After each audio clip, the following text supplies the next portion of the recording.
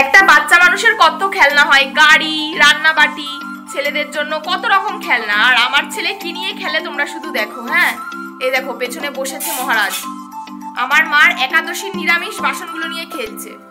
কি নোংরার মধ্যে বসে আছে দেখো একবার। আলুর খোসা, পেঁয়াজের খোসা এগুলো নিয়ে ওই মার নিরামিষের ইয়ের মধ্যে দিচ্ছে। পেঁয়াজগুলো দেয় না, এটা নিরামিষ। ও মাটা নিরামিষ না। বাবাই, এ বাবাই তাকাও তাকাও। বাবা হা করো, তোমার দাঁত দেখি। হা করো, হা করো, দেখি দেখি দেখি। বাবা দাঁত দেখি, হা করো। এখন তাকাবে না, খেলায় ব্যস্ত। এদিকে মা করছে আমার জন্য ডিম পোচ, আর এদিকে বাবি সাবুটা জাল দিচ্ছে। আর এখানে হচ্ছে পেঁয়াজ ভাজা দিয়ে আলু সিদ্ধ। এটা খেতে তো খুব ভালোবাসি, শুকনো লঙ্কা ভাজা আর পেঁয়াজ ভাজা দিয়ে আলু সিদ্ধ। বললাম পোচ কর, আবার পেঁয়াজ দিচ্ছ। Hello everyone, welcome back to my channel. তোমরা সবাই কেমন আছো? আমি ভালো আছি না খারাপ আছি আমি নিজেই জানি না, ওই কোনো রকম আছি। আজকে একটা নতুন ব্লগ তোমাদের সাথে শেয়ার করছি। আজকে স্নান করে যাব আমি আর বোন একটুখানি মা মনসার মন্দিরে, কেননা বোন কয়েকদিন ধরে সাপের স্বপ্ন দেখছে আর একটু ভীতু আছে, সাপ প্রচণ্ড ভয় পায়। তাই মায়ের কাছে একটুখানি দুধ কলা দিতে যাব। তারপর যাব হচ্ছে 3টের সময় আমার ইউএসজি করাতে। ইউএসজিটা করিয়ে দেখবো আর কি স্টোনটার কি সাইজ বাড়লো না কমলো। এতদিন তো হোমিওপ্যাথিক ওষুধ খেয়েছি, তাই আমি আর মা যাব। তাই 11টার সময় খেতে হবে। এই যে স্যার এখানে বসে বসে ডিম সিদ্ধ খাচ্ছেন। এটা কি দেখা মনে হচ্ছে সাদা সাদা দাড়ি গোপ উঠেছে তোর, বুড়ো হয়ে গেছিস। দাঁত নেই তো, বুড়োই তো, দাঁত ছাড়া বুড়ো। আর এখানে আমার ব্যাকগ্রাউন্ডটা ইগনোর করো, এটা হচ্ছে আমার দিদির মেয়ে। দেয়ালটাকে মানে একদম খুঁটে খুঁটে শেষ করে দিয়েছে। আর দেখলেই তো মা কেমন চেঁচালো, আমার এখনো বুক কাঁপছে, ভয় পেয়ে গেছিলাম। আমি ভেবেছি বাবি পড়ে গেছে। আমি এখানে ফোন নিয়ে ভিডিও করছিলাম আর ও তো ওখানে আলুর খোসার সামনে বসিয়ে দিয়ে এসেছিলাম। ও মানে একটা আলুর খোসার কণা মুখে দিয়ে ফেলেছে। হ্যাঁ, আর মায়ামভাবে চেঁচিয়ে উঠেছে, আমার এখনো বুক কাঁপছে ভয়ে। তো আমি এখানে খেতে বসে পড়েছি আর বাবি এদিকে ডিম সিদ্ধ খাচ্ছে আর আমার দিকে হা করে তাকিয়ে আছে। ওর মা কি করছে, বড় হয়ে এসব করবে।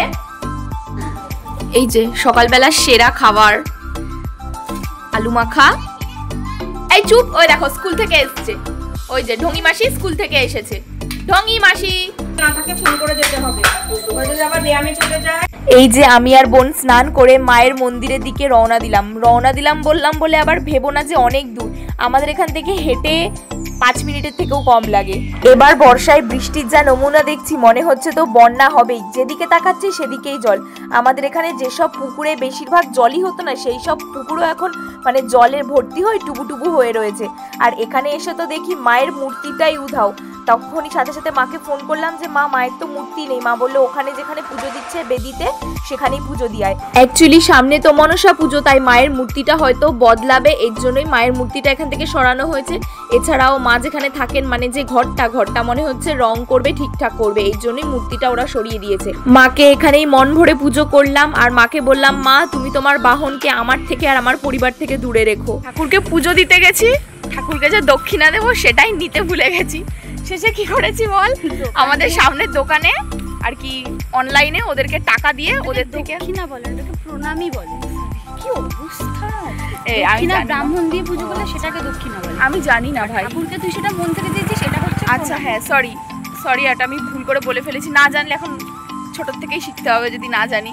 তো প্রণামীটা নিতে ভুলে গেছি। হ্যাঁ, অনলাইনে দোকানে টাকা দিয়ে ওদের থেকে আবার টাকা নিয়েছি। আমি মানে বলতে যাচ্ছিলাম ঠাকুরের ওখানে অনলাইনে। হ্যাঁ, আমি এটাই বলতে যাচ্ছিলাম। আমি কেমন বাড়ি এসেই দেখি স্যার আমার জন্য গিফট দিয়ে রেখেছে, মানে পটি করে রেখেছে। তো আমি এখন সেই পটিটাকে পরিষ্কার করি, তোমাদের সাথে পরে কথা হবে। আমার তো মনে হচ্ছে আমার ছেলেকে একটা টেন্ট হাউস কিনে দিতে হবে আর ওটা রাস্তার মাঝখানে সেট করে দিতে হবে, কারণ ও ঘরেই ঢুকতে চাইছে না। ও সারাদিন রাস্তার মাঝখানে দাঁড়িয়ে থাকবে, লোক দেখবে, সবাইকে টাটা দেবে।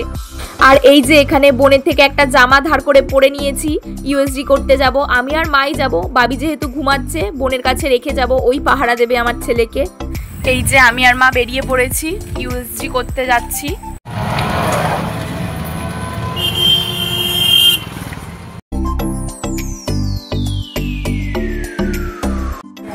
বাড়ি চলে এসেছি, প্রচন্ড শরীর খারাপ লাগছে। মানে ওখানে আমাকে 2.5 বোতল জল খেতে হয়েছে।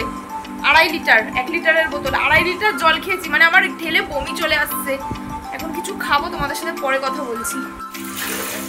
তখনের পর থেকে তো আর ব্লগটা মানে আমি কন্টিনিউ করতেই পারিনি। চোখ মুখের অবস্থা দেখেছো, শরীরটা এত খারাপ হয়ে গেছিল। মাই বাবিকে খাওয়াচ্ছিল, মাই সব করছিল, আমি কিচ্ছু করতে পারিনি, এতক্ষণ শুনেই ছিলাম। এই দাঁড়া তো ব্যাংক, তুই নিয়ে বসিস, তুই খাতে পারিস।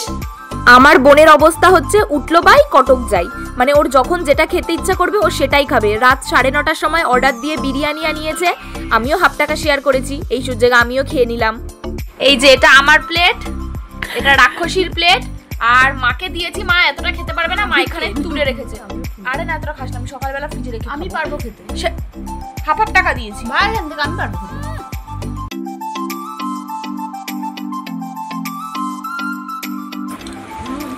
এই চিকেনের পিসটা দেখো, আমি লেগ পিস বেশি একটা পছন্দ করি না, এইসব পিসগুলো আমার হেভি লাগে। আগে তো বিরিয়ানি একদম পছন্দ করতাম না, আর এখন বিরিয়ানি পেলে সবকিছু ভুলে যাই। তো আজকের ব্লগটা এখানেই এন্ড করলাম। তোমরা সবাই ভালো থেকো, সুস্থ থেকো, আর আমার জন্য একটু দোয়া করো যাতে আমার শরীরটা ভালো হয়ে যায়। টাটা।